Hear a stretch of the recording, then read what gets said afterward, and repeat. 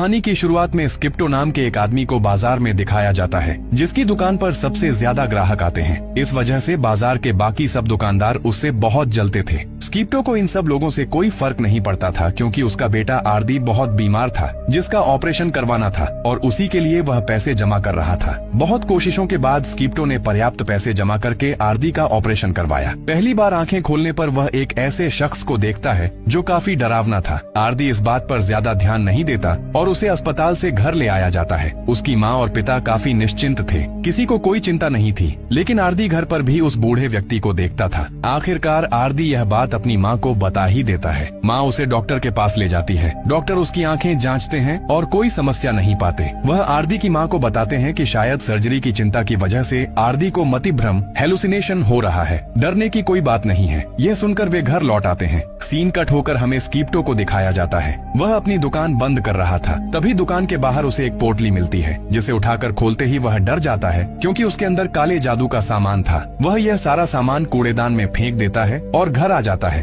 उस पोटली को खोलने के बाद से उसके कंधे में बहुत दर्द था। घर आते ही स्किप्टो जैसे ही अपने बेटे आरदी के पास जाता है, आरदी उसे देखकर चिल्ला उठता है, क्योंकि आरदी उसकी कंधे पर बैठी एक सत्ता, डरावनी आत्मा को देख पा रहा था। यह सत्ता, यह डायन आरदी के अलावा कोई और नहीं देख सकता था। जब आरदी यह बात स्किप्टो को बताता है तो वह भी डर जाता है और स्किप्टो रुस्तम नाम के एक आदमी को घर बुलाता है। रुस्तम एक आध्यात्मिक व्यक्ति था जो ये सब चीजें देख सकता था। इस सत्ता को देखकर वह स्किप्टो को बताता है कि यह डायन तुम्हारे साथ बाजार से आई है और तुम पर बहुत खराब काला जादू किया गया है। स्किप्टो रुस्तम से पूछता है कि यह सब आरदी की आंखों को क्यों दिख रहा है। तब रुस्तम कहता है, नर्स, मुझे लगता है कि किसी वजह से आरदी की तीसरी आंख खुल गई है, जिसकी वजह से वह इस तरह की सभी सत्ताएं देख पाता है। स्किप्टो नहीं चाहता था कि उसका बेटा आरदी इस तकलीफ में रहे, इसलिए रुस्तम कहता है, नॉट मैं उसकी यह तीसरी आंख पूरी तरह बंद तो नहीं कर पाऊंगा, मगर हाँ इतना कर सकता हूँ कि आज के बाद से वह केवल उन्हीं भूतों को देख पाएगा जो उसे खुद को दिखाना चाहेंगे। इस बात पर स्किप्टो राजी हो जाता है और रुस्तम उस पर अपना जादू करना शुरू कर देता है। बाद में रुस्तम सख्ती से स्किप्टो को कहता है कि आरदी कभी भी मार्केट न जाए, और ऐसा क्यों कहा था यह कहानी में बाद में पता चलेगा।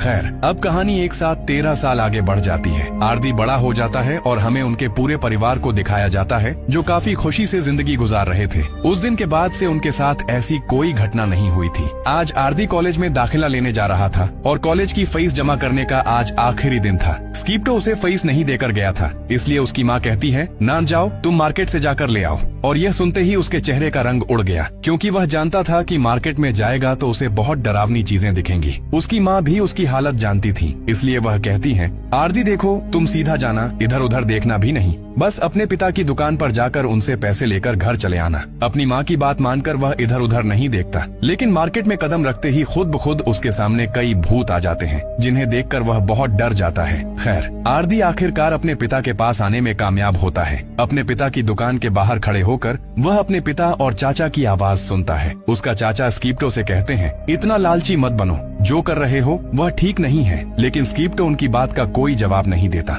उसका चाचा भी गुस्सा होकर बाहर निकल जाते हैं और स्किप्टो भी बाहर आकर आरदी को देख लेता है। स्किप्टो आरदी को पैसे देता है और पैसे लेकर आरदी वहाँ से चला आता है। रात में जब स्किप्टो अपनी दुकान बंद करने जा रहा था, तभी उसे फिर से अपनी दुकान के बाहर एक पोटली मिलती है। इस बार भी वह पोटली कुछ सोचे समझे बिना खोल देता है, यानी पिछली बार वाली गलती फिर करता है। इस पोटली को खोलते ही वह डर जाता है, क्योंकि इस बार इसमें बहुत ज्यादा काले जादू का सामान था, जिसका मतलब है कि जादू अब और ज्यादा ताकत से किया गया है। और इस पोटली को खोलने के बाद से ही स्किप्टो बहुत डरावनी शैतानी आवाजें सुनने लगा था, मानो उसके आसपास शैतानी आत्माएं घूम रही हों। किसी तरह वह अपनी गाड़ी में बैठकर वहाँ से चला आता है। रात में सोते समय वह डरावने सपने देखता है। वह सपने में एक बूढ़ी औरत को देखता है जो कह रही थी कि 7 समुंदर का जादू पूरा हो चुका है, इसलिए सुबांगी तुम चली आओ। सुबांगी एक शैतान था जिसे उस औरत ने स्किप्टो और उसके परिवार को तबाह करने का काम दिया था। हम देखते हैं कि वह शैतान स्किप्टो के अंदर प्रवेश करता है। स्किप्टो का शरीर ऐंठने लगता है और उसे बहुत तकलीफ होती है। यह सिर्फ सपने में ही नहीं हो रहा था, बल्कि असल में भी ऐसा ही हो रहा था। वह दर्द से चिल्लाता है और उसकी चीख आरदी भी सुनता है। पास जाकर आरदी देखता है कि उसके पिता सो रहे हैं, लेकिन वह यह नहीं देख पाया कि उसके कमरे में एक शैतान भी था। सुबह का समय बिल्कुल नॉर्मल था।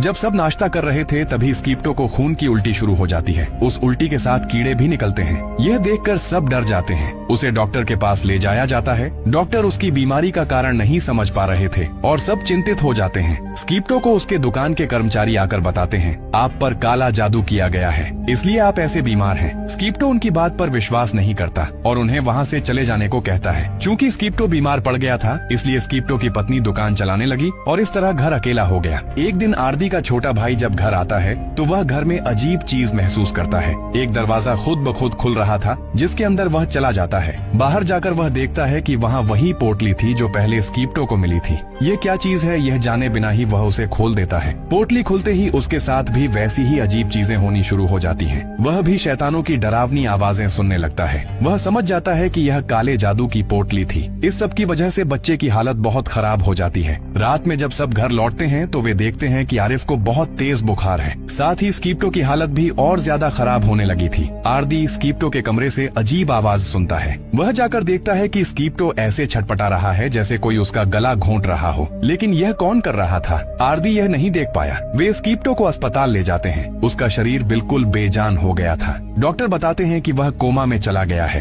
अब चूंकि स्कीप्टो बीमार था, उसकी देखभाल के लिए भी किसी को रहना जरूरी था, इसलिए उसकी माँ स्कीप्टो के पास रहने का फैसला करती है और आरदी को दुकान की जिम्मेदारी दी जाती है। वह जब दुकान पर जाता है तो उसे एक दिल दहला देने वाली खबर मिलती है कि उनकी दुकान पर अब ग्राहक आना बंद हो गए हैं। इस वजह से दुकान के कर्मचारी भी काम छोड़कर जा रहे थे। ये सुनकर आरदी और ज्यादा दुखी हो जाता है। खैर, वह अकेला ही दुकान संभालने लगता है। रात तक कोई ग्राहक नहीं आया और जब पूरा बाजार बंद हो जाता है तब एक ग्राहक आता है। यह लड़की कोई इंसान नहीं थी, लेकिन आरदी यह नहीं समझ पाया। लड़की ने जो जो चीजें मांगी थीं, आरदी वह देता रहा और जैसे ही आरदी लड़की की तरफ चीजें बढ़ाता है, तभी लड़की उसे अपना डरावना भूत का चेहरा दिखाती है। वह गुस्से में थी और आरदी से कहती है, तुम्हारे लिए मेरी मौत हुई है। ये सुनते ही आरदी डर जाता है और लड़की उसकी दुकान से चली जाती है। आरदी लड़की का पीछा करता है और देखता है कि वह बगल की एक दुकान में घुसी है और दुकान के पीछे छिप जाता है। आरदी उस कमरे का दरवाजा खोलता है तो देखता है कि वहाँ काले जादू का सामान रखा हुआ है।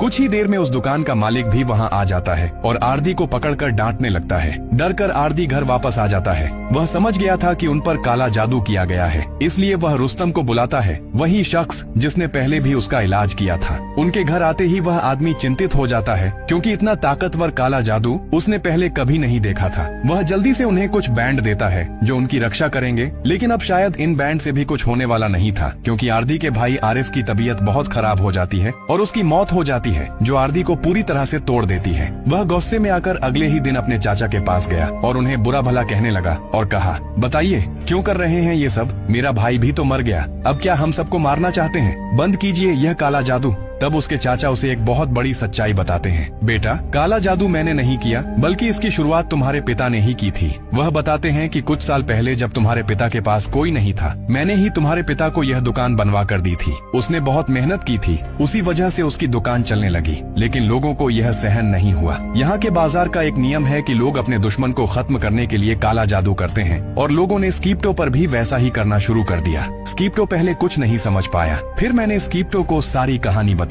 स्कीप्टो ने पहले तो कुछ नहीं किया, लेकिन जब उसने देखा कि काले जादू का असर उसके परिवार पर पड़ने लगा है, तब वह गुस्सा हो गया और फैसला लिया कि वह काले जादू का जवाब काले जादू से ही देगा। वह एक जादूगरनी के पास गया था और उसके पास जाकर उसने अपने दुश्मनों पर काला जादू करवाया था, जिसके चलते उसके सारे दुश्मन खत्म हो गए और उसका धंधा फिर से चलने लगा। आखिरी बार उसने अपने आखिरी दुश्मन सीसक पर काला जादू करवाया था, जो उसका धंधा बंद करने के लिए उस पर छोटे मोटे जादू करता था। लेकिन तुम्हारे पिता ज्यादा गुस्से में आ गए थे और उन्होंने एक बड़ा जादू करवा दिया, जिसके कारण सीसक तो नहीं लेकिन उसकी बेटी मर गई। जिसके बाद सीसक ने अपनी बेटी का बदला लेने के लिए तुम्हारे पिता पर यह सबसे खतरनाक काला जादू किया है, समुंदर का काला जादू। ये सब सुनकर आरदी बहुत चिंतित हो गया। दूसरी तरफ हमें दिखाया जाता है कि एक जलती हुई पोटली आकर उनके घर में गिरती है, जिसे आरदी की माँ ने खोल दिया था। जैसे ही महिला ने इस पोटली को खोला, उसकी तबीयत खराब हो जाती है। घर आकर आरदी जैसे ही यह सब देखता है, वह तुरंत रुस्तम को बुलाता है और रुस्तम इस पोटली को देखकर समझ जाता है कि यह सबसे खतरनाक समुंदर का काला जादू है। वह उन सबको बताता है कि अगर कोई इस पोटली को देखे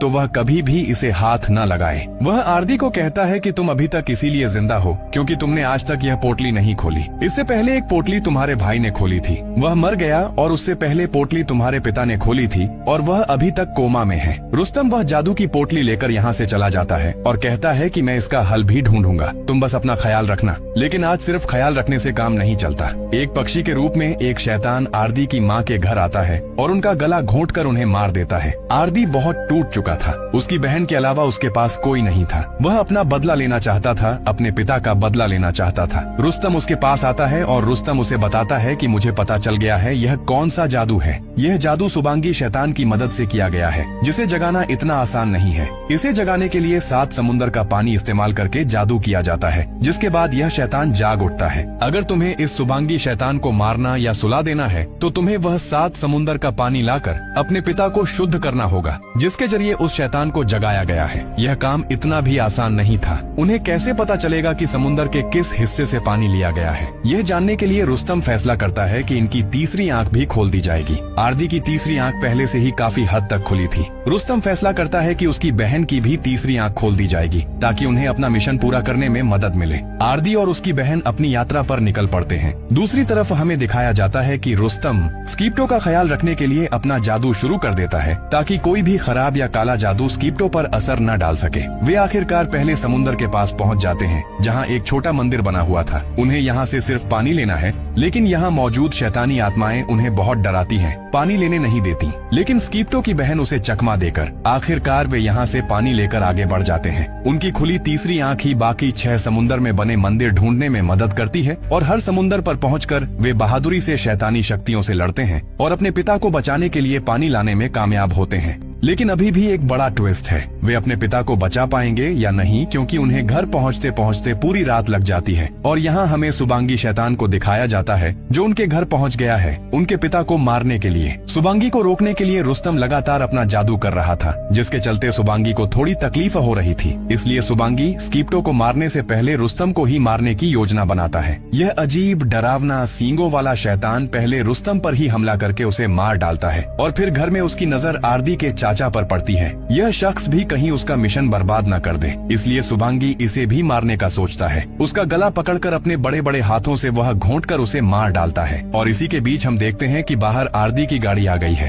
अंदर आते ही वह हैरान हो गया, क्योंकि वह अंदर आते ही रुस्तम और अपने चाचा की लाश देखता है। वह जल्दी से अपने पिता के पास गया। सुबांगी उनके पिता के पास पहुँचने से पहले ही वे जल्दी से पानी निकालकर अपने पिता को नहलाना शुरू कर देते हैं। लेकिन ठीक उसी समय सुबांगी यहाँ आकर हाजिर होता है उनका मिशन बर्बाद करने के लिए। वह उठकर सबसे पहले आरदी की बहन को यहाँ से दूर फेंक देता है और फिर आरदी पर भी हमला करता है। 6 समुंदर का पानी वे पहले ही अपने पिता पर डाल चुके थे और 7वां पानी उन्हें अब डालना है। शैतान भी जानता था कि अगर 7वां पानी उन्होंने डाल दिया तो उसका मिशन खत्म हो जाएगा और शायद वह भी खत्म हो जाएगा। इसलिए वह पूरी कोशिश करता है कि आरदी यह पानी स्कीप्टो पर न डाल पाए। वह आरदी को मारने के लिए उसे ही पकड़ लेता है और यहाँ आकर आरदी अपनी अक्ल का इस्तेमाल करता है और पानी दीवार की तरफ फेंक देता है। दीवार से टकराकर यह पानी स्कीप्टो पर गिर जाता है और आखिरकार यह जादू टूट जाता है। वह शैतान स्कीप्टो को छोड़ देता है। यहाँ तेज रोशनी दिखाई देती है और ऐसा लगता है जैसे वह शैतान खत्म हो गया है। यह काला जादू खत्म होते ही स्कीप्टो तो ठीक हो गया था, लेकिन अब सवाल था कि सुबांगी कहाँ गया।